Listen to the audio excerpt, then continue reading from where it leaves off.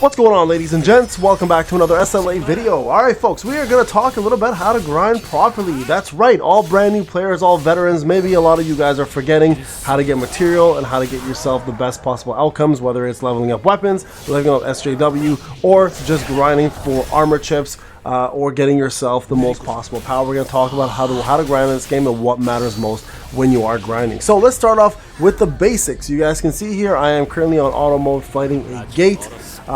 Gates. These are going to be one of the most important aspects of the game in order for you grind properly. So what do you grind for gates? What is the goal for gates? All right, so first thing I want to talk about is the type of gates and what you want to focus on. All right, now this is going to be, again, some old information for some of you folks, but some of you folks who are brand new to the game, this is going to matter a lot. All right, so first things to remember is when you are grinding gates, you're grinding two things. Number one, material. Number two, EXP.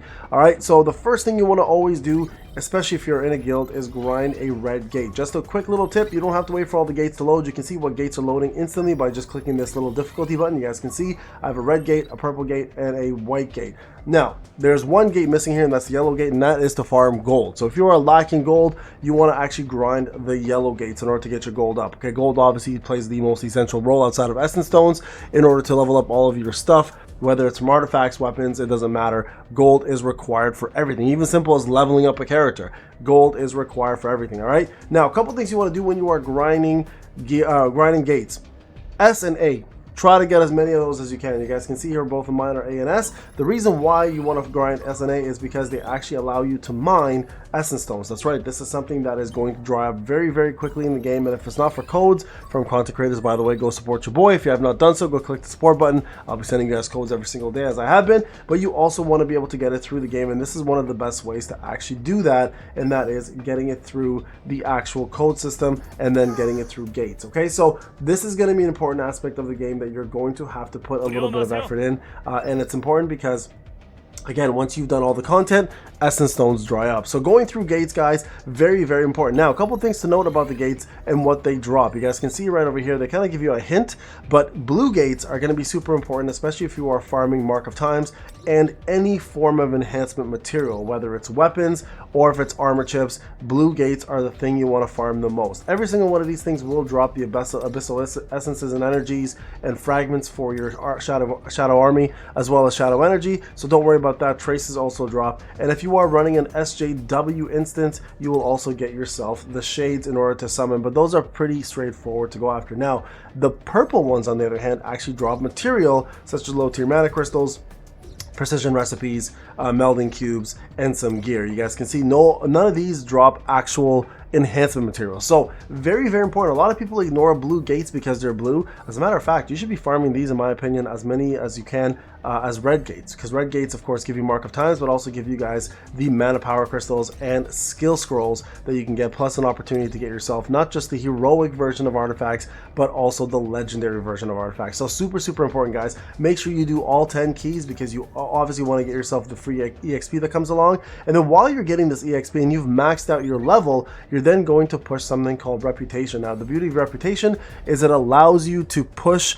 reputation until it's full to the next level, and then reputation will give you guys 2 free raid up tickets plus essence stones. Okay, so that's another easy way to get essence stones. So make sure, guys, when you are grinding, that's right, when you are grinding your gates, you're grinding the right type of gate that you're looking for. So personally for me right now, my biggest issue is trying to get this Kasaka A5 up to level 100. So in order for me to do this, I am going to require quite a bit of gold and quite a bit of these weapon enhancements. So I'm going to be grinding blue gates, but make sure you grind at the very least 1 red gate in order to fulfill your guild daily requirement. Okay, this is an important one, guys. If you don't fulfill your daily requirement for your guild, you're kind of letting your guild down. So make sure, guys, you guys can see clear a red gate. It happens once a day. Make sure you do it. Okay, so that's going to be a big one right there. That's something you definitely want to grind. Now, if you are new to the game, you are focusing most likely on story mode. For those who are veterans, do not forget the current reverse mode is available. There's 2 new chapters. If you have not done so, get those out of the way. You will get yourselves this right here. If you were at the end of it, legendary core chest, you'll get yourself 300k gold, 500 essence stones, plus an extra 5 raid up draw tickets. So get those done, and of course you will get yourself your trophies. Now, this is an important one, guys, one that everybody needs to do and one that everybody needs to follow. Okay, you guys can see I am now first place on my server. all right, which actually is a surprise to me, to be honest with you. I was always second. I guess this person has not done reverse mode. He was always number 2, or he was always number 1. So you guys can see here, by doing reverse mode, it put me at number 1, plus now I get myself a nifty 1,200 every reset. So the next upcoming reset, I'll be getting these essence stones, and as this grows, this amount here, you guys will get even more, right? You guys can see 3,500 gives you 1,250, etc, etc, etc. Eventually you get to the 4,100 mark when the content is available. Now, in order to grind trophies, this is a very, very critical one to your success in this game. You have to literally go through every single trophy that you're missing and find the one that you are currently perhaps forgetting to do. So for example, a quick example of this is going through all of your Battlefield of Chaoses and making sure that you're 3 out of 3 trophies. This is the grind. This is one that's going to be important. Now remember, if you do have to go back and you're on stage 15 and all of a sudden you have like stage 5 or 4 or something to do, make sure you downgrade your keys to 1, and then you do those as well too. This also applies for instances. This also applies for encores. Okay, so very important, guys, to make sure you're going through each piece of content to make sure that you've completed, right? You guys can see I'm 100% here and 100% here, so we know those trophies are good. I don't have to worry about those. These ones here do not count towards the trophy count. The other ones do. And of course, like I mentioned, the encores and instances, you definitely want to make sure you have all of these trophies completed. Again, Proof of the Strong is not involved in this. It's just the regular stages that are involved. So make sure you go through each and every single one. Now, the problem with trophies especially is that every week we get a brand new boss. So you might have to wait a few weeks to find which trophies you're missing. For example, my trophies for sure are missing from the Golem. So when the Golem does rotate next week, I'll have what I'm missing from that, and I'll be able to complete all of the trophies as a free-to-play player and move on. So very important to grind, guys. Okay, that is a massive grind, a big undertaking, but one that is super important, and you have to stay on top of it. The trophies will give you the most bang for your buck.